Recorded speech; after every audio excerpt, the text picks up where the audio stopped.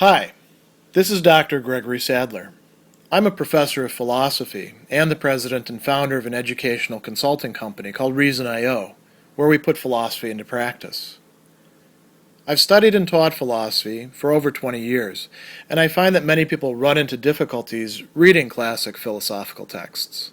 Sometimes it's the way things are said or how the text is structured. But the concepts themselves are not always that complicated, and that's where I come in. To help students and lifelong learners, I've been producing longer lecture videos and posting them to YouTube. Many viewers say they find them useful. What you're currently watching is part of a new series of shorter videos, each of them focused on one core concept from an important philosophical text. I hope you find it useful as well. One of the very interesting issues that Plutarch discusses in his treatise On Tranquility is a very common problem that we want to learn how to avoid.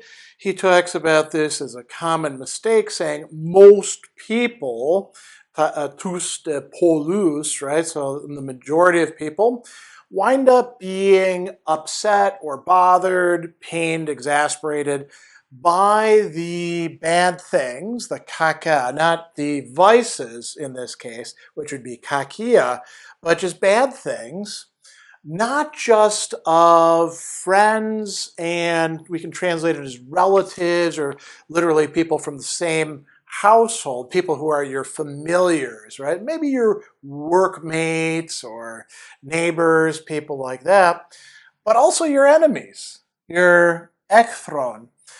Why would you actually care about what's happening with your enemies? If something is bad for them, isn't that actually, a neutral thing or maybe even a good thing for you? Well, you would think so, but a lot of people are kind of unreasonable about this. And as it turns out, these bad things are really emotional states or motivations or the kinds of behaviors characterized by those emotions, coming from those emotional states. And he's going to bring up a number of examples. The very first one is translated as abuse, but it's really saying bad things or saying harmful things. The Greek term here is actually blasphemia, the word that we get blasphemy from, which typically we think of in a religious context, but it actually means to say harmful, phemi, blas, the things that are bad for somebody else. And then he talks about anger, and this is, by the way, in the plural. So, instances of anger, experiences of anger. Envy is phonos, in this case, again, in the plural, phonoi. So that is something that happens to a lot of people. We can see them feeling, displaying envy. And then we get this really interesting term that's translated as malevolence, and that is kakoathei. And ethos, athes, that has to do with like habits, mindset, character, and kakos is bad. So a bad mindset, something that always looks for what's wrong or what's bad. Jealousy, okay, so zelotupos, a very common problem in Greek society. Jealousy is different from envy in that envy is felt about what somebody else has but you don't have, and you're bothered by the fact that they have it. Jealousy is where you have something or think that you have it, and you want everybody else to keep their hands off. You're worried they're trying to get at it or they're going to take it away from you. So, I'm jealous of somebody else's wife, or I'm envious of somebody else's wife. I wish that was my wife, and I'm jealous of my own wife. Keep your hands off of her. Don't even look at her. Don't talk to her, right? You see the difference between those. And then we have this other term, ill will, which is a decent translation of nous meneas. Nous means bad, right, or ill. And then meneas, sort of a mindset towards other people. And these are, he says, bad for people who are subject to these faults. They're not something good to feel, right? But it's fools who they trouble and exasperate. So here's some examples. our neighbors' outbursts of temper.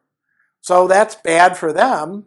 It doesn't have to be bad for us, but if we get ourselves involved in it somehow, it turns out to be bad for us to feel the same temper that they do. Friends, it's translated here as peevishness. That's not a term that we use all that often.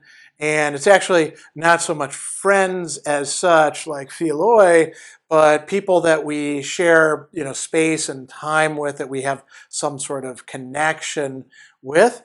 So think of it as being like upset, making trouble. And then this is kind of a funny one. The officials, people who are involved with something, their dishonesty, their lack of being a good person, we get upset with that as well. Now, that's not an emotion, right? That is actually something that's coming from our emotions. And the word that it's translating here is actually weakness with respect to things that they're supposed to be doing. Moktheriai, right? So we don't like when that happens. What do they give in to? Maybe all sorts of emotions like these. And it's bad for us to get involved emotionally ourselves, either by way of sharing those emotions or responding to those emotions with other similar negative emotions, getting angry at those who get angry at us. It's not really going to be helpful. If these are bad things for the person who's feeling them, it's kind of stupid for us to think that we should, get involved with them. So he calls it foolish. He talks about it as being unreasonable to allow ourselves to get disturbed by these. And he says, you do seem to get disturbed as much as anybody. And, the Sophocles talks about physicians giving bitter drugs to purge bitter bile. You become angry and you become bitter against these people, and you suffer from their very emotions and their sicknesses, their nosemasin. So illnesses is another way, and mental illnesses. So I would like to mention that he's using two terms here in anger vocabulary that are very common in ancient Greek, but he's using intensifiers. So anti-halapainen. Halapainen means to get upset, to hold something against somebody, to be, kind of unforgiving, to be a pain in the rear. Anti means in response. So if somebody else has gotten angry, you get angry at them. Or somebody else is being jealous, you get upset with them for that. And the other one is sun ek pikrainesthai. So pikros is a term that means bitter in Greek. So to get bitter was understood in the ancient Greek vocabulary having to deal with anger as a certain kind of anger. And to get bitter with them, you could say, or from them. So it's also responsive, but you're imitating their emotion. This is not good for you, Plutarch would say. So he goes on and he talks about even in things that are your responsibility, literally here, the things that have been entrusted to you, pepisteumenos, right, where there's a expectation that you're going to follow through on them. He says most of these things are done, by using other people as instruments or tools, organois. So there's a lot of things we can't accomplish just by ourselves. We have to rely on other people to help us with them in some way. Are those other people likely to be, as he's going to say, simple and excellent? Well, if that's what you think, you're going to be sorely mistaken. He says that no, most people are instead jagged and crooked, right? Scoliosis is one of the terms that's being used there, the word that we get scoliosis from, when somebody's spine is bent. And he says that it's not actually your business to fix them, or more literally to straighten them out. You still have to use them, but you don't have to get involved in their emotional comportment. So he doesn't have an example here, but let's think of one. You are the boss of a restaurant. You have, servers and cooks and all these people, and they're dealing with customers, and they don't always, get along with each other. Customers can be demanding, the servers can get irritated with them, they send something back to the kitchen, the cooks don't like that, the cooks get mad about it, right? And so your employees might get quite upset. You still have to use your employees to get the job done, which is to feed people and, make money in the restaurant. It doesn't mean that you have to get upset. As a matter of fact, is it going to be productive for you to get upset? No, he's got some suggestions for you. You should actually be gentle, apios, and measured. Now, it's interesting because in the translation, metrios is translated as self-controlled, which would seem to be part of that. But I think that a better translation would be you keep things in proportion, right? You keep things in proper measure. So you respond in ways that are appropriate to the situation as much as you can involved in these. And he says, you don't have to be involved in the distress that other people are feeling. And you can think that they're like dogs. When they bark, they're just fulfilling their nature. It's unfortunate that they don't have their proverbial act together, but that's, the way it is. And he says, no longer will you gather into this present infirmity of yours many grievances like offscorings which drain into some hollow and low-lying ground, allowing yourself to be infected with the vices of other people. You don't have to do that anymore. You do that some of the time, but you should, if you want to be happy, maybe stop doing that. And here he actually talks about one particular emotion that we typically view, depending on how we talk about it, as being good, but maybe it's actually not needed. So it's translated here as pity. The Greek for it is eleos. And in English these days, we often think of pity as, oh, you're looking down on somebody, but we're always happy to hear about compassion. And that's another perfectly fine translation of eleos. And Plutarch points out, some philosophers think that maybe we shouldn't even have that response. Why? Because it's good to give help to our neighbors, right?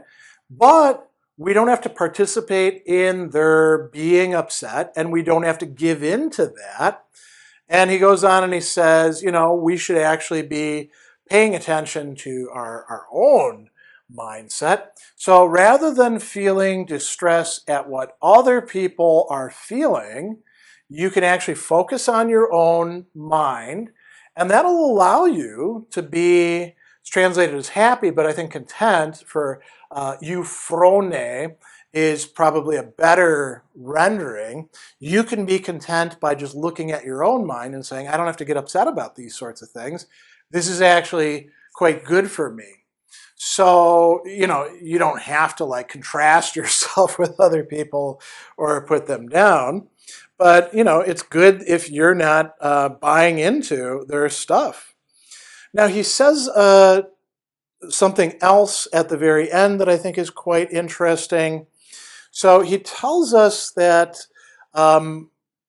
first of all, if we are going to get upset, what are we getting upset about? We should ask ourselves, are we upset at the person because they're affecting us? If that's the case, then we've got selfish motives.